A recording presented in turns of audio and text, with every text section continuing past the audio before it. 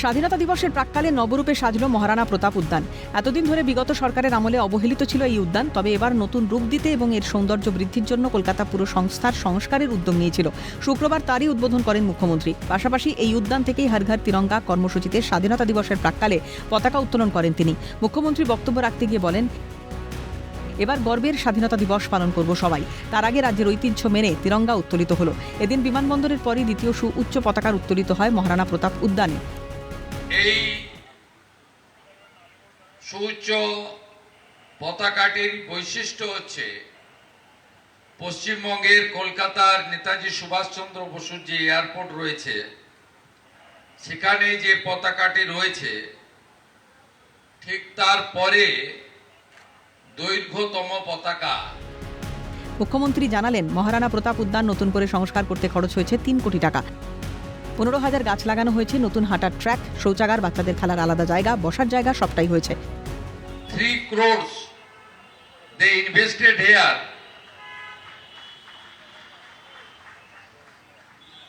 Amenities like 240 meters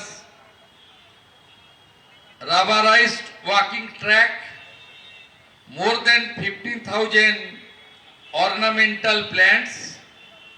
It's a very good for our environment also. Deck foundation, playing equipments, strong security and modern toilets. স্বাধীনতা দিবসের প্রাক্কালেও মুখ্যমন্ত্রীর মুখে শোনা গেল শিল্পের বার্তা। তিনি বলেন, শিল্পবান্ধব পরিবেশ তৈরি করতে চাই। ডাবল ইঞ্জিন না থাকায় পিছিয়ে ছিল সরকার, তবে এবার ডাবল ইঞ্জিনের সরকার শিল্পপতিদের পাশে থাকবে।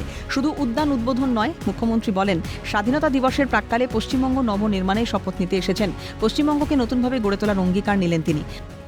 Industry friendly, business friendly environment তৈরি করতে চাই। মাননীয় প্রধানমন্ত্রী বারে বারে বলে গেছেন যে বেঙ্গল স্বাধীনতার আগে পরে গোটা ভারতবর্ষে যে জিডিপি গ্রোথ ছিল, সেখানে একটা বড় কন্ট্রিবিউশন বেঙ্গলে ছিল। সেন্ট্রাল স্টেট একই দলের সরকার না থাকার জন্য আমরা অনেক পিছিয়ে গেছি।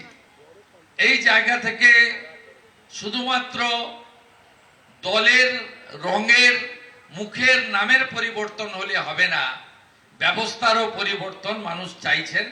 রিনোভেটেড মহারানা প্রতাপ গার্ডেন ইনোগ্রেশন নয়, এই গ্রেট আমাদের ন্যাশনাল ফ্ল্যাগকে আমরা সবাই প্রণাম বা স্যালুট করতে এসেছি তা নয়। আমরা এখানে পশ্চিমবাংলার নবনির্মাণের একটা শপথ নিতে এসেছি স্বাধীনতা দিবসের আগের দিন ইভিনিংয়ে। পাশাপাশি মুখ্যমন্ত্রী জানিয়ে দিলেন, 16 তারিখ আয়ুষ্মান ভারত দিবস পালন হবে। অন্যদিকে রাজ্যে 24শে অগস্ট সরকারিভাবে রাখি পালন করা হবে। August the great Calcutta killing day হয়েছিল, হরিবল ডে। ওই দিন আমরা আয়ুষ্মান দিবস পালন করছি। প্রধানমন্ত্রী আয়ুষ্মান ভারত স্কিম ওয়েস্ট বেঙ্গলে লঞ্চ হচ্ছে। 5 লাখ টাকা পর্যন্ত free treatment all over the country. 28 August Rakhi Bandhan উৎসব সরকারিভাবে পালন করছি। আমাদের বন্ডিংটা খুব দরকার। সবশেষে মুখ্যমন্ত্রী বুঝিয়ে দিলেন, আগে পরিস্থিতির পরিবর্তন হবে। ভাষার নামে ভাগ আর নয়, রাজনীতি, ভাষা, ধর্ম এখানে বাধা হয়ে দাঁড়াবে না, স্পষ্ট করলেন শুভেন্দু অধিকারী। ক্যামেরায় নিখিল দাসের সঙ্গে সায়ন্তন ভট্টাচার্যের রিপোর্ট, ক্যালকাটা নিউজ।